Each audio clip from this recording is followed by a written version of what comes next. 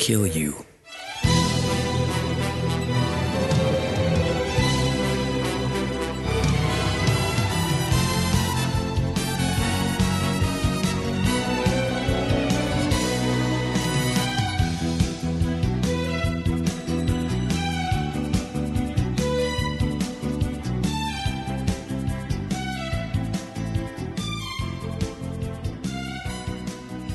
And welcome back to Zaku Talk. I am your host, Patrick Scale, and with me, as always, is the salacious Bob Skerry. And, of course, on the audio boards is Lev Van Rensselaer. All right, before we get into it, Bob, what have you been up to this week? Well, this week has actually been really, really good. I got a number of auditions out. I am on the short list for a visual novel I'm hoping that I book, because that'll be my first actual, factual voiceover gig. That I mentioned earlier in the series that I had booked a gig for a much lower rate, but it was for a pet project that I was excited about, a Kamen Rider thing. And fun fact, a few weeks out, probably around the time you all get to listen to this, I will be on a friend's channel trying to promote the fact that I'm going to be on his next voice acting thing. So I'm not really going to speak much more on that, but I've been having a good time of it behind the mic. What about you, Skeyhill? Well, I have finally finished my long, lengthy spring production short, so that's all done now. Now we get to send it out to some fun places. I have doing more pre-production on my animation. As always, I had a very interesting meeting with, I was privileged to have a meeting with famous director William Friedkin. Most people would know him from directing The Exorcist, but I think his best film is, in fact, The French Connection with Gene Hackman. So he had some very interesting things to say there. Sort of still, not, you have to kind of, when you meet with these older directors, you have to extrapolate sort of a little bit. They haven't kind of worked in a decade or more. So some things don't sort of work differently now, or wouldn't work, or could be done more easily due to other means. Compared to when I had my summer meeting with famed TV showrunner Norman Lear, who still actively works today at the age of like 97. So he sort of was up on his game. William Friedkin, a little dated, but I had some really great insights, especially on working with children, because he had sort of a long story to tell about working with that girl who was possessed in the Exorcist movie, and sort of Linda Blair, thank you very much. And sort of balancing that, finding the right actress who had the right look, but also someone who could handle and not be emotionally scarred from the experience. So a lot of sort of interesting insights in that. That's what's going on with me this week. Yes, this season is G Gundam vs. Gundam Wing. We get to do episode 13 this time. Bob, give us a summary of G Gundam episode 13. Big Trouble, Domon vs. Big Five, or, in Japanese, Dai Pinchi. Teki wa really? They did 5 here? Teki wa 5 Dai Gundam. Domon and Master Asia set out to search for survivors.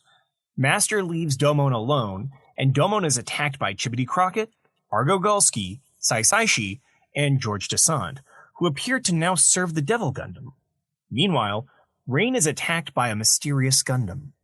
Domon fights this Gundam, but he is unable to stop its attack with his Shining Finger until Rain helps him. The mysterious Gundam retreats, and Domon and Rain meet up with Master Asia. All right, very succinctly put. And over here in Gundam Wingland, we have Catherine's Tears, or in the Japanese, Kyasurin no Namida. All right, so here in Catherine's Tears, which has very little to do with Catherine or her tears, we have Zex returns to Lake Victoria Base, where he meets 2 of Noin's former students. He agrees to join them in a military offensive, but Zex is forced to kill them when they reveal their merciless attitudes towards war. Meanwhile, with 5 minutes in the episode left, Troa uses his Gundam to attack an Oz base, planning to self-destruct afterwards. But Catherine Bloom forces Troa to realize the value of his own life. All right. So in G Gundam, I'm mostly fine with everything that happens. I feel that this episode could have, I wish there were more surprises. And it's not the episode itself's fault, but the opening theme gives some stuff away. Clearly, I mean, it's no fault of the preview; it's its job. But the preview gives some stuff away. The narrator gives some stuff away. I would have it would have been a little more of an enjoyable experience. Like one-on-one, you're like, wait, they're all teaming up? And I don't know, it would have felt like, meeting them, seeing them one-on-one in the background would have kind of added a little heft to it. But is this sort of common for them to kind of give away a lot of information in this genre? Do they like to kind of set them up and then you're like, great, I can't wait to see that? Is that like how it sort of works? Well, so I will say that as far as G Gundam is concerned with their lead-in, I am still watching that versus, or rather the previews for the upcoming episode. I still watch the G Gundam ones. We made a pact that I would stop watching the previews for Gundam Wing because, as you have said, yes, they are filled with scenes that are going to spoil what the episode's about. I get that. Yeah. Mm-hmm. I will say that I had the unthinking revelation that what the Japanese concept seems to be here for showing these things off in advance, because they do this in like my Sentai stuff and whatever it is. Yeah. One, it's not guaranteed that every single cut that ends up in the preview will be in the episode. This applies more so to my Sentai stuff than to this episode or anything in the G Gundam set. But it does do the second thing, the thing that I had the revelation of. It is attempting to ensure you are hooked to come back next week by showing you the visual of what's happening, but it's not giving you the audio. So the context is purely based on what you're willing to infer, and you're going back for confirmation more than anything. Yeah, we know that in this episode we're going to see the other 4 Gundam pilots that we've given some focus to in the prior episodes. That is what the preview of episode 13 told us last episode. However, we weren't given any clear understanding whether or not this was going to involve the Devil Gundam directly. There seems to be a 5th player at hand that we have to, at this point, before everybody started getting too genre savvy, had to try and figure who they might be. And honestly, the focus, the tension is less on what is happening with these 4, because they seem less in control of themselves. They are seemingly more puppeted than they are anything. But it's that 5th individual that seems to have the perfect counterbalance to the Shining Finger. At least in my side, they called it the Darkness Finger. I'm sure that they called it the same on your side. There was definitely something about dark. It might have just been Dark Finger. I don't particularly remember the exact name. They called it Darkness Finger in the Japanese at the very least. Yeah. And they used the English as a loan word, Darkness Finger. Mm-hmm. But yeah, no, it's got very little to actually do with them being the surprise individuals, and more to do with the fact that something is not right. Yes, they have a whole bunch more power than they did in the past 2 times we saw each of these individuals. But it's the first time we're seeing all 5 in the same space. These 4 plus Domo. And that will have some significance in the coming episodes. But the whole Big 5 thing, I believe was supposed to be more referring to the 5th of them. The one that is going to be our greater focus as we press through the next coming episodes. I know I kind of answered the question I wanted to answer. I mean, kind of. Like the preview was actually the least of my concerns, because one, you sort of enter that on your own risk. So I wasn't. So I get why they did a preview, but we've seen these 5 characters, these 4 other characters, in the opening preview since they've changed it. They're a big part of it. They seem to be teaming up with Domon there. So you've already set up sort of an expectation of what we can expect for their roles in the show. And then the narrator sort of comes out right away and he's like, hey, he's going to be against all these people this week. How crazy. And so, like, we're taking a lot of time. The show now is taking a lot of time to kind of set up one by one. We're meeting them. And that itself feels less poignant because I know they're all going to be there. So I'm just sort of like, all right, we'll get to the other ones now. I don't need you're wasting time doing this one-on-one thing. But like, you're right. It does seem to be focused on setting up that something's wrong here, but there's less tension to that because I don't think they're going to die. Domon's going to find a way to fix it. So, like, that takes away some avenues of where the show could go. And I don't think that's the thing that should be taken away here. What should I be? Well, and then, before, okay, I'll let you explain that in a moment. No. You finish your thought, and then But then the other thing was like, well, clearly he is going to fix it because they are going to play a larger, more allied role. So, like, I don't know, like, I just want, I don't need. Maybe some people come back for confirmation. I've never wanted confirmation that I'm right. I like being surprised. I'm bored when I'm right. All right, so now I have sort of a three-part response to this. The first being, there is a lot that is being inferred up to this point because you and I are both people who have seen this series. We know where a lot of these characters are going to go, and I know that I've definitely led us, as we've gone through these episodes as part of this podcast, to acknowledge that they will become at least secondary protagonists. But if you're watching this for the first time and you know diddly dick about what's going to happen in the show, we see their faces on the sword, so it could be the cutting of ties from these other four, and we know that they're lined up behind Domon, but that doesn't mean that they're necessarily aligned, because we do see all four of them pair off into fights with each other during that same part of the sequence. So it is just as likely that they will go off as individuals. So I do think that there is a bit of inference on our part that they are going to be okay and that they are going to be friends. Fair? Well, I would say, on this first note alone, I would say no, because I think I think you have to argue the ambiguity in the opening theme. Whereas I think if you just go and let it happen at you, I think the opening theme itself is setting up to be like, hey, they're buds. Like, I think that's what they wanted us to think from it. I don't think they were like, I mean, they went out of their way to make this new one after we had met the four of them. It just feels like they're setting it up for us to knock down. It's just then they want us to also be, I don't know what they're going for in this episode, actually. Point two. Yeah. You're giving me a great lead into point two. Great. So because there is this presumption that they are going to be friends, if you were to infer that in the opening, it means more to see them all starting to gang up against Domon.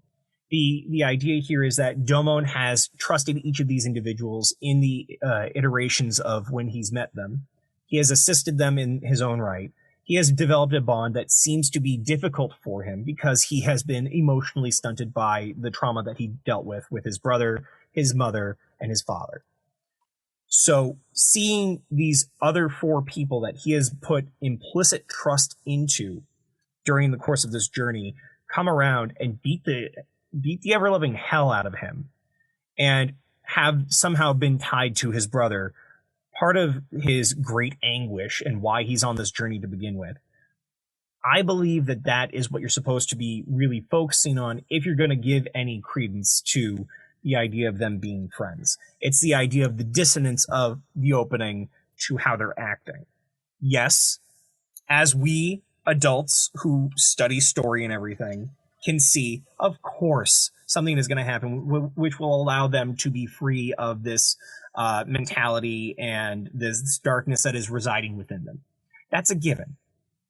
But for those who are not collegiately educated in the matters of story and are not necessarily prone to picking up on these beats, there is still tension there for them. And so I believe that the cognitive dissonance of somebody watching this for the first time without this level of knowledge is going to receive the emotional effect that Imagawa was offering. I agree with your first point that there seems to be an emphasis on the quote-unquote betrayal of these four towards Domon, which I think is actually lessened by the fact that they don't seem to be under their own control. But I don't think that you need a collegiate level of understanding of story. I think you could be a 14-year-old and watch the opening theme and know where the show is heading, just instinctually.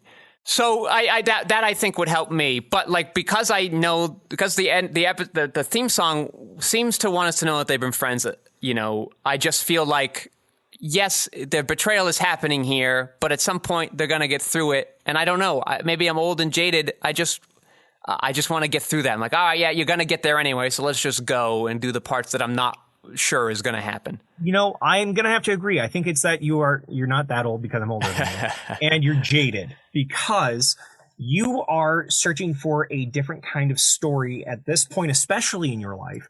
But a lot of us who are not people that came into a world where anime was, rife across the globe, we came into a world where this story structure was not common.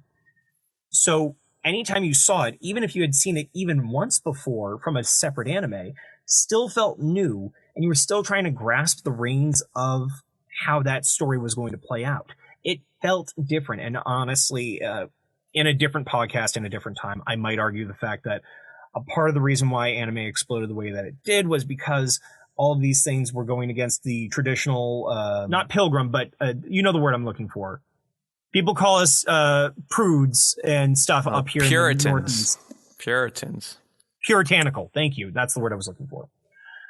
We have a very puritanical sense of how we want our story structure to work here in the West up until a given point, and we start seeing more and more broadening around the time that we also start seeing anime. I'm not saying that the correlation and causation is necessarily there, but I am saying that for a young Bob Skerry at age 12 in 1999-2000, I am devouring these same rote stories in Pokemon, Digimon, and a slew of other shows that are still being localized or Americanized for some, depending on how you want to look at it. And even still, they're not going to wholly skip all those story beats. It still felt brand new. It felt more adult because they weren't talking down to us the entire time like most other shows for our age group would. So yeah, it seems rote. It seems contrived for us now in a day and age where we've been given plenty of these stories. Contrived is not what I'm saying here. I'm just saying it could have been a more interesting beat had they not sort of shown their hand a little early. What happening right now is fine. I just wish I wish they hadn't changed the theme song yet until we got past this. And then I'd be all on board. I'd be like, okay, it's interesting. It seems like this is a good place to go and kind of initiate this group. This is a great way to do it. Have them all against each other. I'd be for that. I'm willing to agree with you on that. However, I'll also say that it would feel weird, I believe, to have that cycle in the first 6 episodes and then effectively, with a little bit of a jumble, repeat that cycle a second time through without having the acknowledgement that, okay, these are going to be regular characters. Okay. I think they tried to do it after episode 6 because of that. I think the acknowledgement is in them coming back. I think that's fine. I don't need anything more. I'm not dumb. I don't think 12-year-olds are that dumb, quite frankly. I think they'll get it. 94. Especially because that's the last I'm going to have to say on that. Especially yeah, exactly. The bad case of the 90s. But especially since when they come back, it's not really just them anymore. It's like them some way teaming up with Domon directly or indirectly to deal with another thing. So that helps it keep fresh too. That helps it feels like it's evolved and changed. So because in the first episode when Domon meets them, it feels like Domon's learning something by meeting them. Where in the second time he meets them, they're learning something by helping Domon deal with this other person, which is a perfectly acceptable way to do that. I have no problem with that. It works fine. Gets the job done. I wasn't complaining about that. I just wish we had sort of moved this back. That's all. That's all a little bit. That's fair. I'm willing to say that the focus is not necessarily meant to be on these people as much as the amplification that they've gained from the DG cells, the presumed DG cells. Spoiler alert, it's going to be confirmed in the next episode. La-di-da. Yeah, a big spoiler, yep. I know, right? But you know what? They actually, if Domo weren't guiding us down that thought path so much, they actually could have gotten away with me not knowing why they were doing this, except for the fact that Russian guy talks an aggressive amount this time in a very different style than normal. which I'm not sort of poo-pooing. It's an interesting way to make me think, something feels weird here, other than the fact that his friends are suddenly enemies. And so, now this is. Yeah. I'm sorry. And so, if Domon hadn't been like, it must be my brother, like 4 or 5 times this episode, I would have been like, what's going on here? Bad case of the 90s in terms of foreshadowing. Yeah. Listen, I don't know. I have no problem with it. I'm just, that's a But that's not my only point. Yeah. I'm curious how any of the reads might have changed for you on the English dub side compared to my side. How did each of the other 4 sound compared to the prior times that you've heard them? So people who weren't Russian, they all sounded pretty much the same. They didn't have any different intonations. They didn't have any different. They were being like menacing, but like you knew it was the same person. They were just like, I'm twisting my mustache now. But like nobody went out of their way to do something different. The Russian guy was notable because 1, he was saying a lot more than he had normally, like a lot more. But 2, now he sounded like, without the accent, but essentially proper English gentleman guy. Like it was like he was like Beast from the X-Men. Like he was very well spoken, even when he was like yelling, it was a very even tone, very well put together, very classy. There were no grunts, there were no like it was sort of just like, okay, well that guy's acting really weird compared to everybody else. For those of you who have not been watching along with us and watching it in the Japanese speech as opposed to the English dub, and I'm including you in skeyhill. Sure. I want you to go back, and you don't have to watch the whole episode again, but at least scrub through to the points where each of them speak, because each of them is not wholly different, but different enough, and it's not necessarily in the mwahaha way. Chibbity sounds more like a Yankee. He sounds like a trash man, effectively, right? You have Saisaishi, definitely sounding more conniving and meddlesome than he had, even when he's been his trickstery self.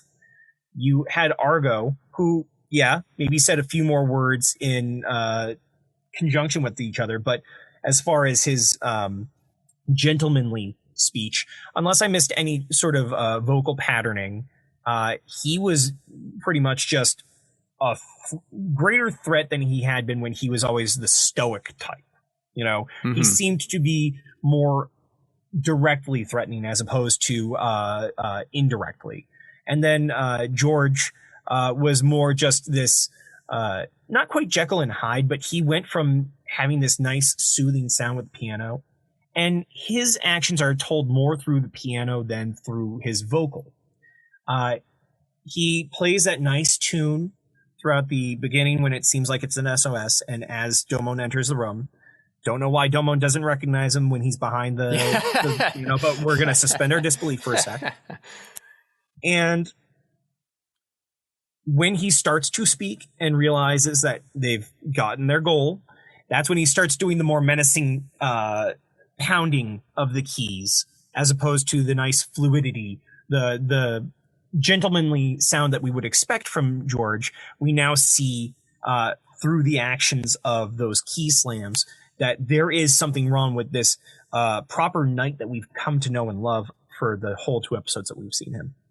Yes, we get very little of that over in the English. But it sounds like then for people who haven't been following on the Japanese, they should also see some of their earlier episodes and what their normal diction is like, correct? And then go to this one? Oh, absolutely. Okay, yeah. This Gundam that we meet here, in my quest to make a Gundam model, one Gundam model, at least one from each show, this would be the one I would pick. I've always sort of I've always liked this one. It's kind of cool.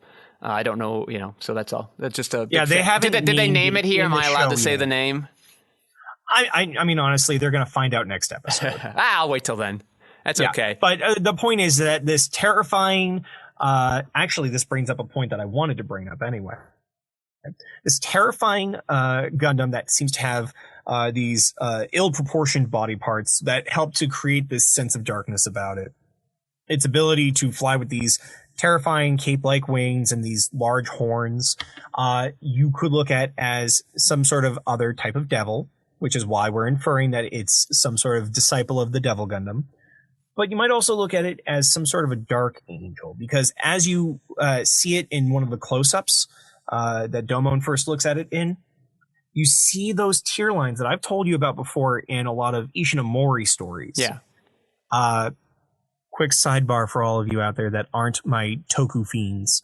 Shotaro Ishinomori, a well-known mangaka and showrunner, creator of The Skullman, Kamen Rider, Kikaider, Cyborg 009, and a bunch of others, has a penchant for giving characters tear lines, lines that go from the eyes down. They are often used to signify the pains of a character being taken away from their humanity and having to carry a burden. So one could assume and infer that there is something of that nature that may occur with this Gundam, if not the character that pilots the Gundam, down the line. I'm going to leave it at that, so that way, hopefully, my compatriot here forgets about it until it comes up again. The one last thing I want to talk about in this episode before we move on is, and I don't know how it came across in the Japanese, and I feel bad just for thinking it, but is the transformation in your mind? Yes, it is sexualized. Like, why? Yes, why did they do that? Okay, let me put it in two different ways, maybe three. Okay. First, the way the story wants you to take it. Yeah. Rain is not trained as a Gundam fighter. Ergo, she is not used to having to go through the suit system. Yeah. And because of the tension that is necessary for the nanotech or whatever sensors are in the suit to allow for the body to be read properly, it is extremely tight. And so not being prepared for it, it's a bit of a doozy. Try having somebody force an entire 3 layers of saran wrap over your body and forcing your head through and then not being pinned to the ground. I'm going to promise you it's difficult. Secondly, unfortunately, yes, it is a very common thing, even to this day, to try and add the idea of sex sells. So we're going to take this female character that we haven't really tried to do too much over-sexualization to and probably try to slide it in there with the guise of reasoning 1.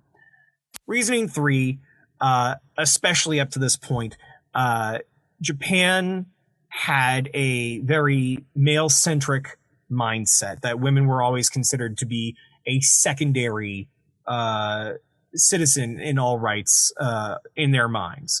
And it's not until around this era that we start seeing more of the femininity being taken seriously. This is around when Sailor Moon starts kicking in. This is around when we start seeing more women speaking up and speaking out. The entire idea of the kawaii movement and, to some degree, the elegant Gothic Lolita style movement as well was to be a feminist movement against the ideals that men had for women. You weren't just a housewife or a sex toy. Now you were able to be who you were, and whether that meant you had to be overly cutesy or, covered in color and saying fuck you to the man, that was the point of those cultures. So up to this point, we're still having women being treated as object A or object B. Yes, all right. I believe all that. Our case of the 90s. I was just sort of blown away how blatant it was. It wasn't even like they were trying to like subtly hint at it. And your first point is actually of note, because as soon as she started transforming, my first question was like, oh, this is interesting. Has she done this before? Does she know how to do this? And so the intention of it being difficult to get around her, I could kind of get as a way to kind of tell us that without saying it. The problem was it was just so distracting. The only thoughts in my head were like, why are they doing it this way? Yeah, the fact that they put her on all fours and that she says it's so tight and so on and so forth. Yes. And for the post-pubescent individual is going to see that as extremely sexual, especially if you have a latex fetish. Yeah. And so like if they think they're hoping that, I don't know, if they're going for this 10-year-old audience, like maybe you do get away with it because they don't know to think of it like that. But there's like you also have older fans who are obsolete. Yes, exactly. There's like 8 or 10 like at least in the English, just like obvious sexual moans happening just outside of the written dialogue. And I'm just like, what did the director ask her to do? Like, to interpret the read, as I said in the first few episodes. Back in that day, there was this whole situation of, in some ways, we want you to be completely different for the sake of localization. In other ways, there's really no way to get around it. Just take this and make a slight interpretation based on your vocal range. There's no way to get around the sexual aspects of it and the fact that a lot of women were forced to make those types of sounds for a lot of different fight sounds and defeat. I mean, think of Chun-Li and a number of other characters in fighting games. They are often made to, in their defeat, I always call them emotes, but that's not what they're called. They're efforts. Female defeat efforts often sound like a climax. Oh, interesting. I hadn't noticed that. Play. Yeah, I don't play enough of them, clearly.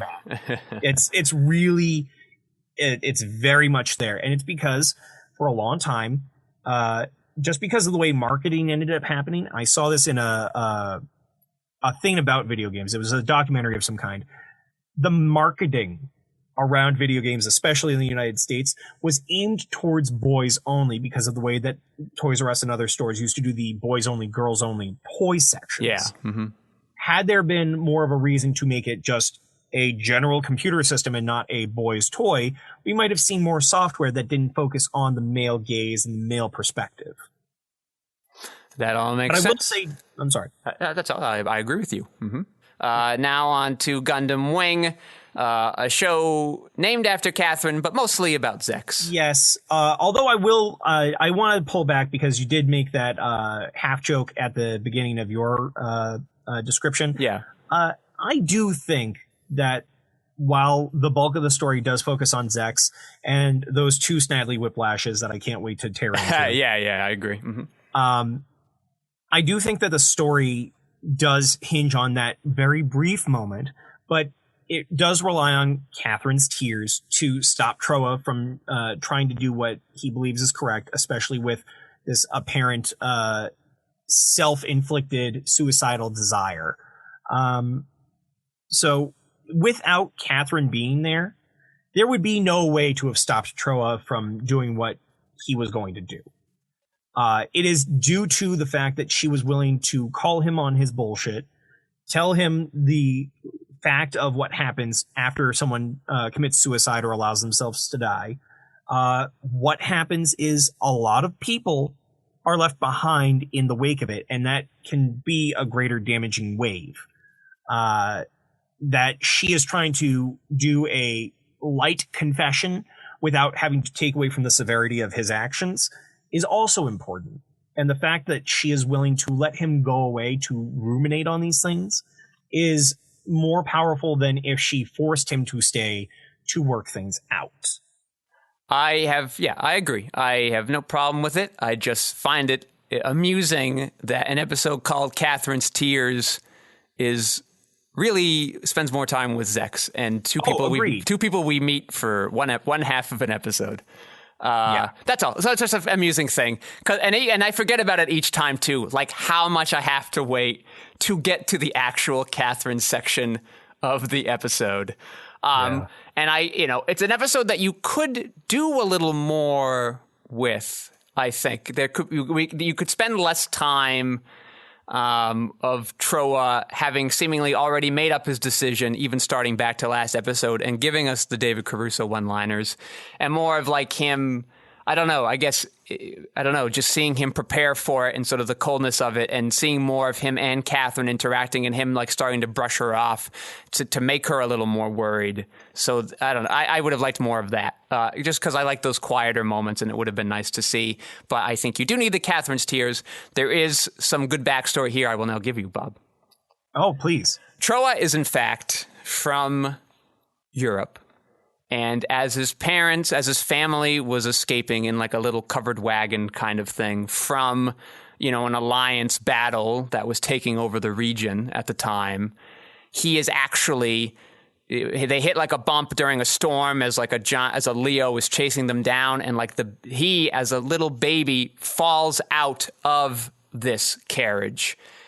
And when you say a little baby, are we talking infant or toddler? Yes, infant. He's like all swaddled up in a bundle, falls out. Found by a bunch of Eastern European nomads. That become mercenaries. They find their own mobile suits. They train him at like the age of 5 to fight against these alliance people, and it's sort of all he knows is just how to fight these battles. It's why of the five pilots, he's the most experienced pilot, and why he has sort of the most difficult mobile suit to do battle with, because it really only has these ranged weapons that once they run out, he can only rely on the knife on his arm. Like it's sort of the least, suited for long-term battles, but that's because he's going to be in and out real quick. He's the professional. Yeah. You would look at Hero and be like, well, overall, he seems more well-rounded, and that's true, but Trowa, best pilot of the 5. Leaning out of this covered wagon, sort of sad that she couldn't save her brother, looks to be a very young Catherine. Oh. And so Catherine seems to be projecting a lot of like this lost brother thing onto Trowa.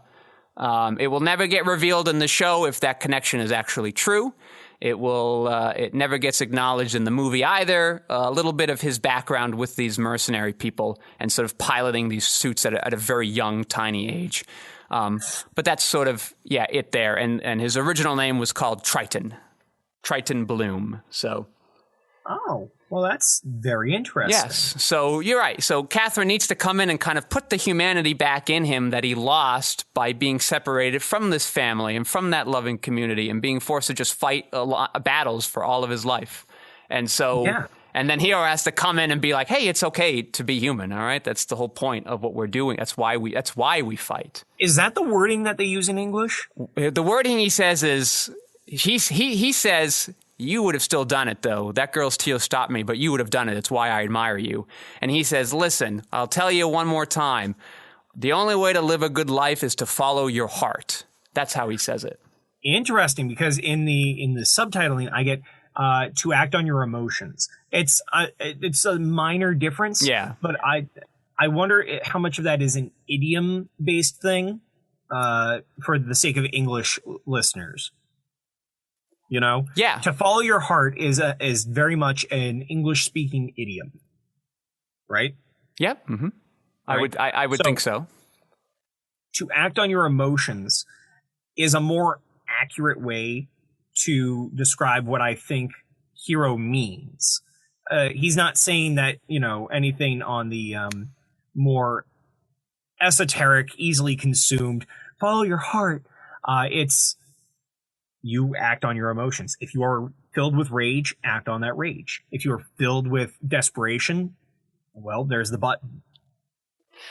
Yeah, a little bit. So I don't want to get too much into it, but we're going to keep going back to this theme and watch sort of all of the major characters, essentially, which is essentially the characters who have names that are still alive. All the major characters' view towards fighting will sort of revolve around like why they fight and what fighting should be. And it's sort of nice to have Trowa learn that lesson in an episode where 2 other people are sort of stock Machiavellian characters. And Lady Yun has sort of learned, another fervent person trying to carry out Treize's ideals has learned she doesn't quite fully understand it. And now we have 2 characters also having a similar problem grasping at like what His Excellency could mean by saying something that seems so patently obvious. But when you sort of matriculate it down through these degrees of separation, you get something to like what Christianity became not even that long after Jesus died. Like it's just, these lofty ideals can just go through this game of telephone over time, even in the same era. And so it's sort of an interesting thing to explore, watching Zex and the other 2 both trying to carry out Treize's ideals with vastly different outcomes. So I do see that. I do want to note that Alex and Marlowe, is it? Mueller, thank you. Is there any intended reference that we should be gaining from that in terms of literature or philosophy Not here, that 'cause I I've know been that they're not one of the numbers. Yeah, not that I've been able to catch. I almost wonder if they came in sort of later in the overall story design as a way to kind of help Zex begin to do some changing, Sure. and as a way to kind of further conflate what the meaning of battles should be. They are, interestingly enough, that episode with Zex and them is not in the manga, but they are more prominent parts of Operation Daybreak, which is when the Oz starts taking over parts of the Alliance, and they do play a bigger part there, and you think it's to set them up for when they come back later, but they just never do. Well, that's very interesting to hear, but I will note that they're both madmen for being just children still yet. Yes. And I was really hoping that Noin would have come in to kick their ass, especially after they seem to have twisted her teachings to them. I appreciate that, at least on my side. Zex makes a comment about, while handing in this report, which seems to be the report of the casualties, yeah, right? That's what one could infer, that, tell Lady Noin, or Commander Noin? Lieutenant Noin. Lieutenant Noin. That she needs to sharpen up her teaching skills beyond just teaching techniques. Yes, and I think that's sort of an important thing, too, because she's the one who scolds Lady On a few episodes ago, saying, like, you don't understand what Treize wants. But now she's having her own issues carrying it out, too, because now she's creating soldiers like them in the process. So who have gone mad with a little bit of power that Oz has been seizing from the Alliance and assume that anyone who's not on their side is the enemy. And it's not, and it goes against what Hero has just taught us. And the more we'll learn about fighting, the show's view on fighting later on, which is just sort of like killing is fun. Yeah, so they come at it with like killing is fun, and everybody's sort of learning what their fighting is, but these people haven't gone beyond this very baseline approach to it. Well, that's interesting because I remember I mentioned it in episodes 1 and 2, the idea that these kids are terrifying because they seem to be having a joyful time just murdering these other people in their mobile suits. Yes, and I think that, the more, it'd be sort of interesting to kind of go back and look at some of those things, because I think it goes to what I talked about last week, which is sort of like the layers. Like, it was our interpretation of that. I think they wanted us to think that at the time, and then as it goes on, have to kind of reevaluate our original perceptions. And I think that's a big theme of the show, too. Certainly. Putting that onus on us. And speaking of, so Noin obviously can't come in because she's off in Moscow doing stuff with Relina that we'll see next episode. And I actually found myself, despite knowing we weren't going to see her yet, being like, oh, when are we going to get to Relina? I just want another Relina scene. Let's see what's going on there. But then I noticed on my DVD, my Blu-ray cover for the first half of the show, she's not even on it. It's the 5 Gundam pilots plus Catherine plus Sally Poe and no Relina whatsoever. Not even on the back. It's crazy. Okay, you could sell me on Sally Poe being on there for some reason. You're stretching it with Catherine. Yes. But absolutely you should be having Relina there because, I mean, she doesn't have to be like this big foreboding thing behind the cast or anything, but she can just be there by Hero's side. Yeah. Or between Hero and Duo. Yeah, I mean, there are a lot of ways you could do it. Even if you wanted to do just the 5 pilots, I'd be on board with that. But you're going to throw in Catherine and Sally, but not really. It seems so odd. I don't even think we see Catherine until the second collection anyway. Like, I think she's out for a little bit now. So what was the goal? I don't know. But yours is as good as mine. Yeah, but it makes me think back to what you and your wife have been saying, with just like maybe everybody really just hates Relina that much. And you're like, if we put her on, people will remember she's in here and they want to watch it. But I'm sitting here in this episode being like, all right, can we get to a Relina part, please? Let's do that. And I'm willing to bite with you that, Relina is warming up to me as they show her having more to do with the story. But because they stayed away from including her as much in the promotional materials overall, other than the ending theme, just so that way they can have your another theme point that I'll add to the way we go. But the idea of the decompression ending theme, other than having her for that, the little middle card and a bit in the opening sequence, they really don't give her much attention as a player at all. Yeah, I know. And I kind of expect it from sort of the 90s marketing. I'm just surprised they're shying away from her in the modern era. It's unfortunate. But I think that might be also a matter of the culture that was sprung up by Gundam Wing's popularity in the States. The idea that in having become as popular as it did, but also having a negative view of Relena on message boards in Lemons or, AO3s or whatever. What are lemons? Lemons, that's an old term, and I was reintroduced to it by my wife.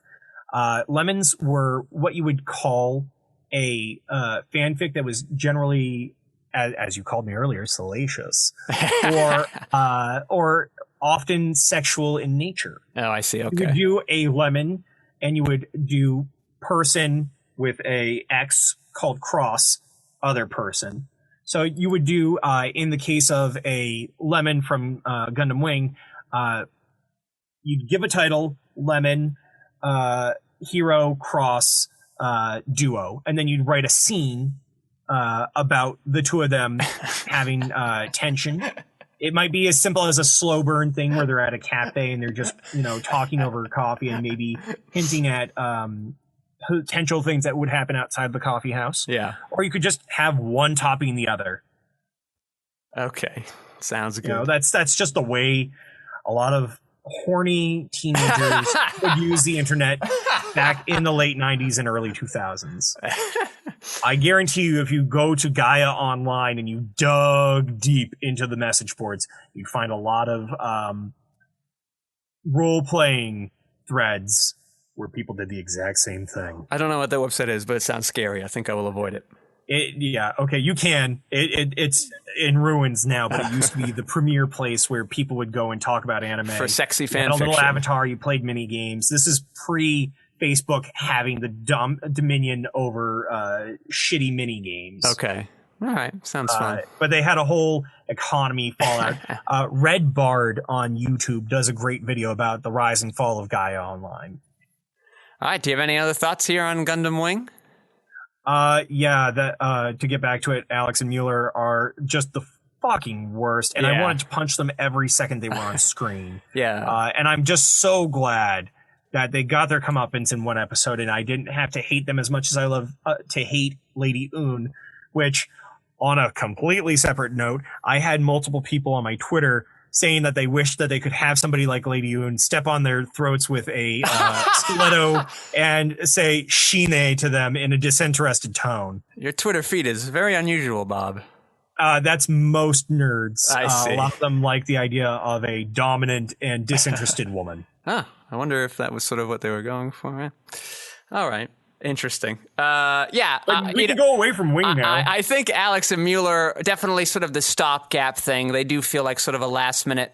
They're like, all right, we have Zex here. We need to get him here.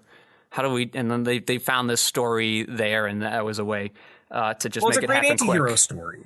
He is living by the rules that he has set for himself. They make fun of him for having a quote unquote antique out of the tall geese because obviously my Red Cancer and my Blue Angel frickin' Ares are superior to that piece of junk. Even though that Tallgeese is tearing up that well-fortified base. It's one mobile suit doesn't give a shit about that whole base.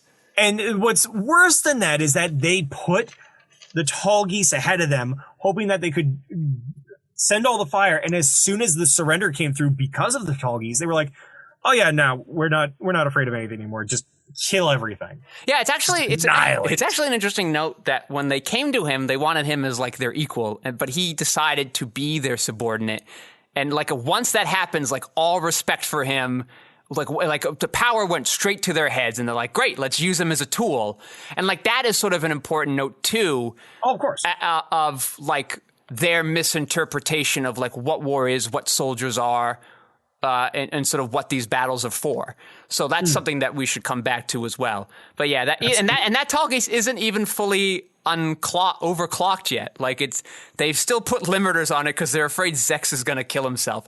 And it's still the fastest effing mobile suit that can't be stopped by any of that gunfire. They can't even lock onto it. It's so fast. I love the Tallgeese. Yeah. Love it. Great suit. It drops like a meteor from the sky, and it can still stop on a dime feet above the ground. Yeah, I think most mobile suits, including the Gundams, are around like 20 meters. The Tallgeese is 25 meters tall. It is a behemoth of a mobile suit. And that's not just including the helmet. That's still yet the body. It's the whole thing. This gigantic, it's why they have to have those giant verniers on it that are so damaging to the human body. It's because it's the only way to move it. It's gigantic. So let's go on to the way we go.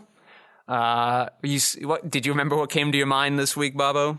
Not quite, but I do have the 2 points that came up while trying to remember that point. All right, let's do those. Mine's just about previews, and we pretty much talked about it and why the Japanese do it and the need to do it. And it's not even much of a debate to have because in an age when you're doing episodic, yeah, when an age when you're doing when you're doing weekly stuff, like you have to, hey audience, come back next week because this stuff is happening. So I just wish they would put less. Not this episode specifically, the last week's episode that led to this one, but just like there have been Gundam shows where they're like, tune in and watch this character die, and you're like, why would you say that? Why would you do? And it doesn't even happen till the end, so it's not like it's the start of the episode or the reason. It's just like a way it goes. But we've talked enough about previews. What are sort of your points that are coming in? I do want to get back to that in a second. Well, then why don't you let's just do it now so we don't have to come back. Okay, sure, yeah, that's fine.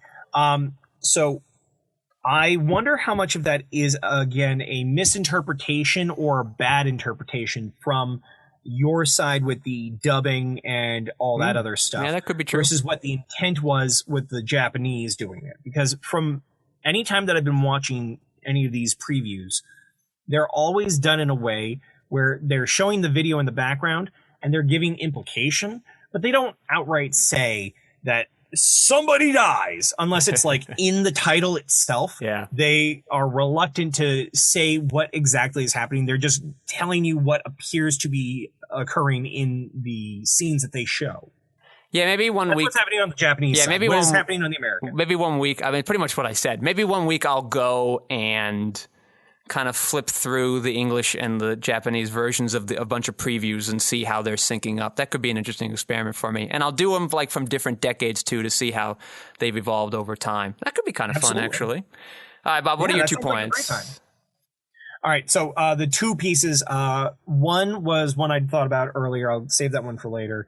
The one that came up while we were talking is the idea of using the ending themes as decompression. Okay. Mm-hmm. So in terms of Gundam Wing, we have all of this very heavy content that is fed to us after we get that wonderful lead in with Just Communication from Tumix. It gets us pumped up. We are ready to go in. Oh my God, the horrors of war are terrifying and all these kids are depressing. Let's pick it back up with having Relina go on a safari and having a song in the background talking about how she is a, what is it called? A tsundere. A tsundere. Oh, this yeah, is I've explained this to you before. Yeah. Okay. Yeah. So, but for those who might need the refresher in listening land, a tsundere is a person who puts up a front of being disinterested or cold or maybe even teasing an individual, but is actually showing great interest in them.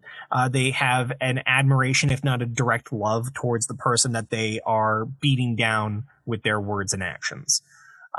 We see this in the way that Relina acts with all these animals and all these close-ups of her with her disinterested face and her incredibly thick eyebrows, which I don't have a problem with thick eyebrows, but definitely for the time it was interesting because you often had thinner eyebrows for women, to my recollection. Regardless, the idea of her showing this ire towards all these animals, picking up a gazelle and staring down an elephant and getting all up in the business of these parrots until trying to tug on the tail of a rhino. These all are seemingly aggressive acts, but they're also being paired with this knowledge of, I actually love you and I want you close, which is why I'm always acting like a jerk to you.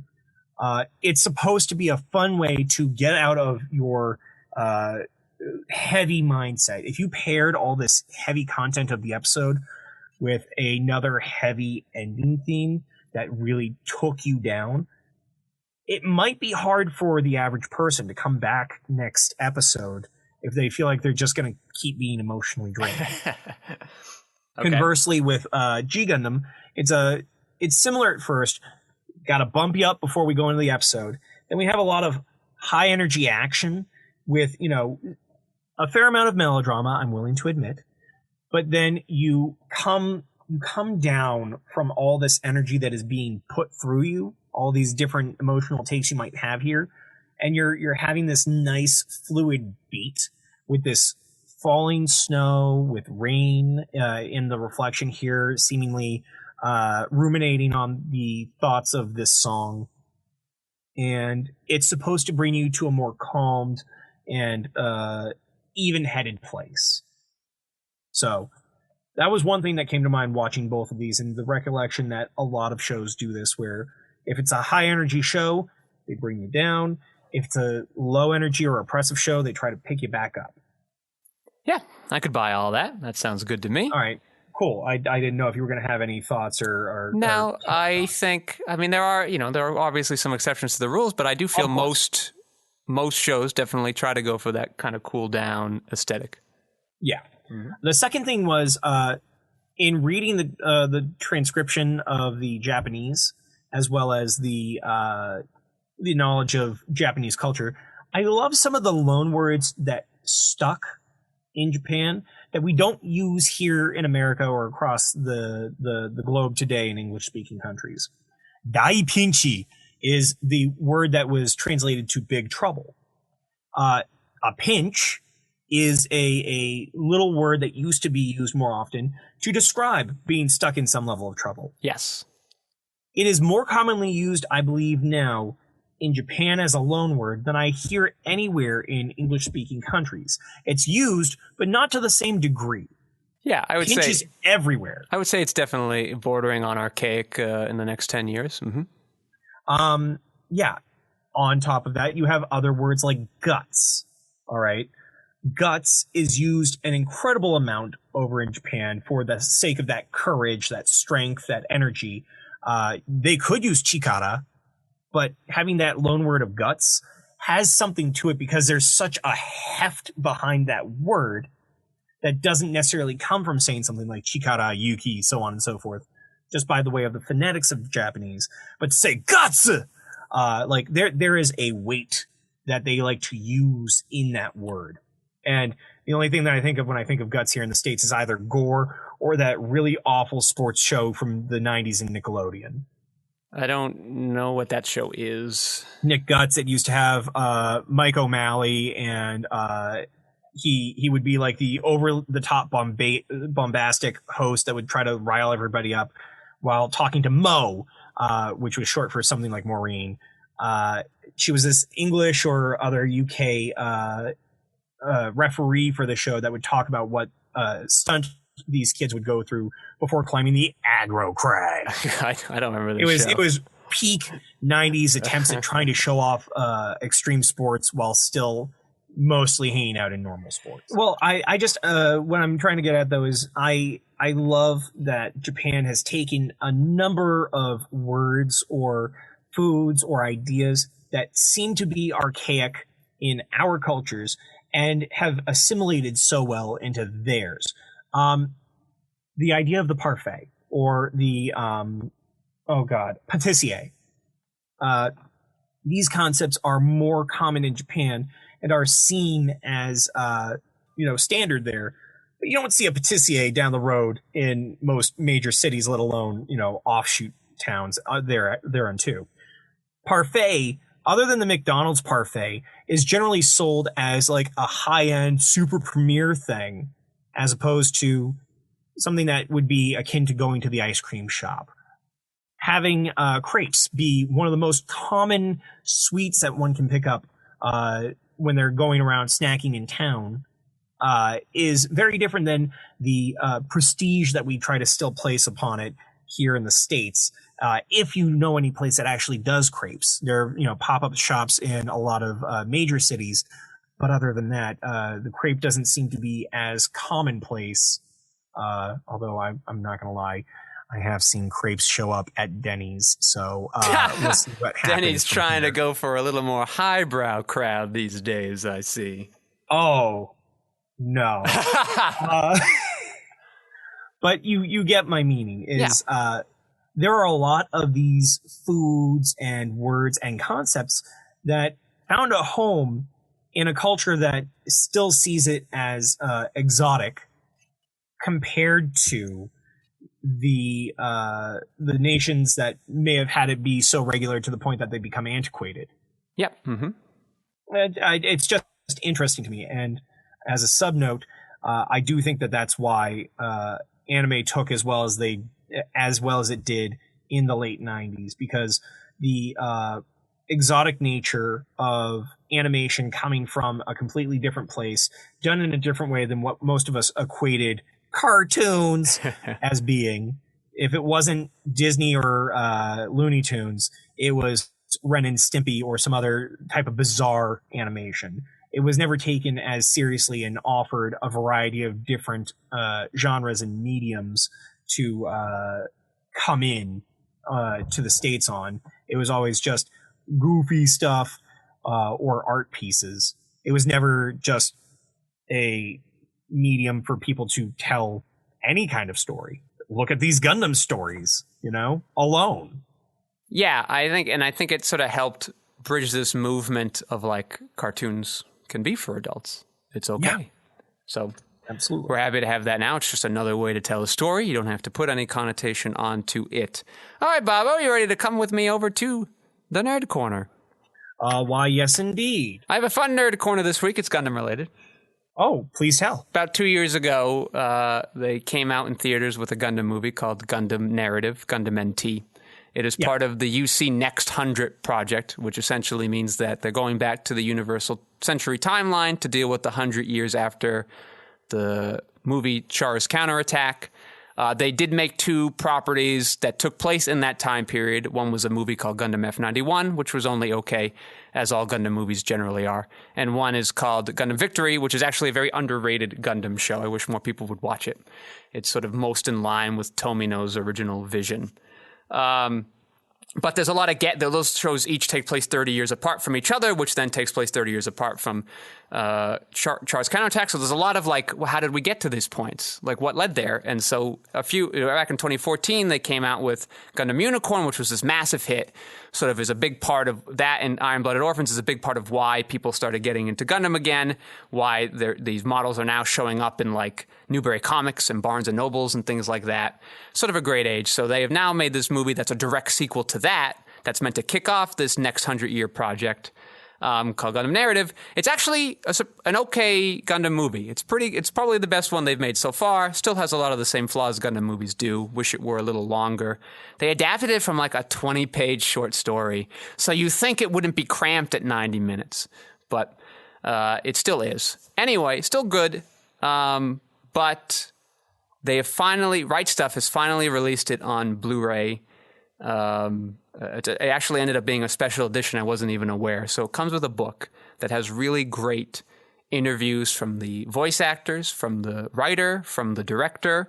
And there's a fun little bit where they talk about like when we designed this suit, it was meant to have Psycho Wave jammers. And then somewhere along the line, we had the idea to do Psycho Wave catchers instead. Well, unfortunately, it took us a while to figure out how it would even be able to do that. So it took us 6 months to figure that out. And when I say that, Bob, all they really did was visually change something. But they wanted to know, well, what would it look like? How would it function? How would it work? How would the machine use it? What would the properties be? How would that work with the physics of this universe? So like this is sort of what I find the kid in me likes about Realistic Robo is like all these little details that don't actually matter. You could have just changed how it looked, called it whatever, and your movie's basically the same. But they cared so much about putting a groundedness to this UC timeline that they really wanted that to work just in case someone later on wants to use it for more things. So I found that enjoyable. I think it's a great movie. Support Right Stuff. It's only available on there because it's a special edition. Mine came with bonus playing cards, Bob.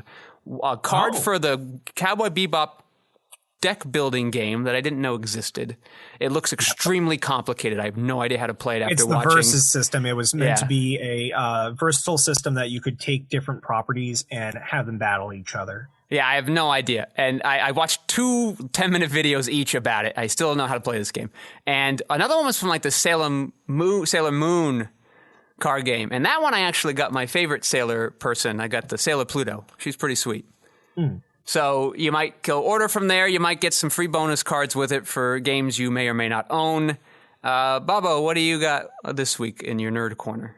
I just wrote a few pieces for a project being done on Kickstarter right now called Good Strong Hands.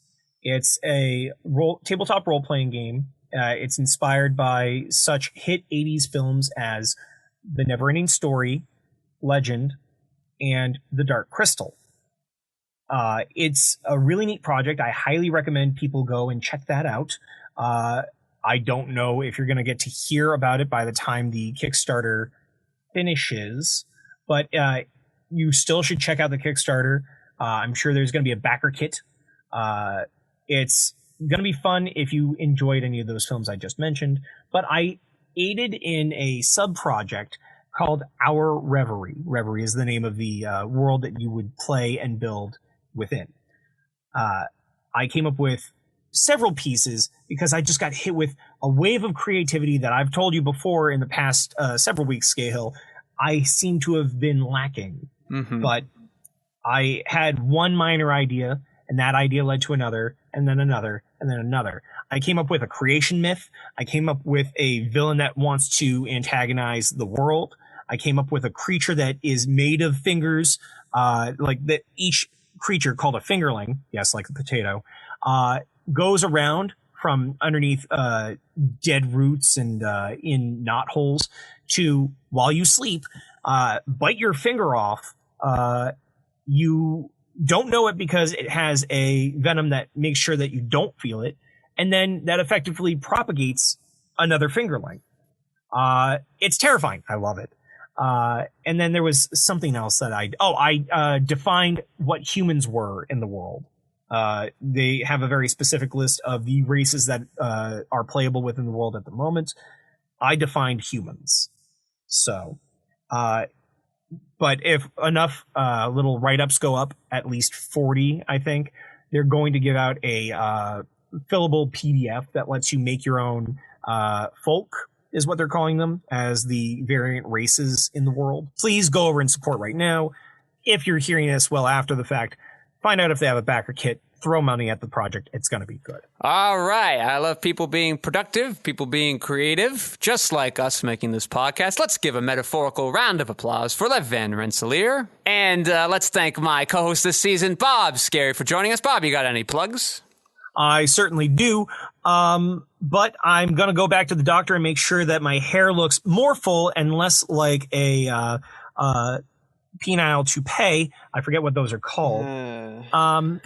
But as far as my jobs are concerned, what I do, you can find me across the internet on Twitter, Twitch, Instagram, and a few other places as Bob Skerry VOA. You can also go to bobskerryvoa.com and listen to my demos as well as other works that I will put up intermittently.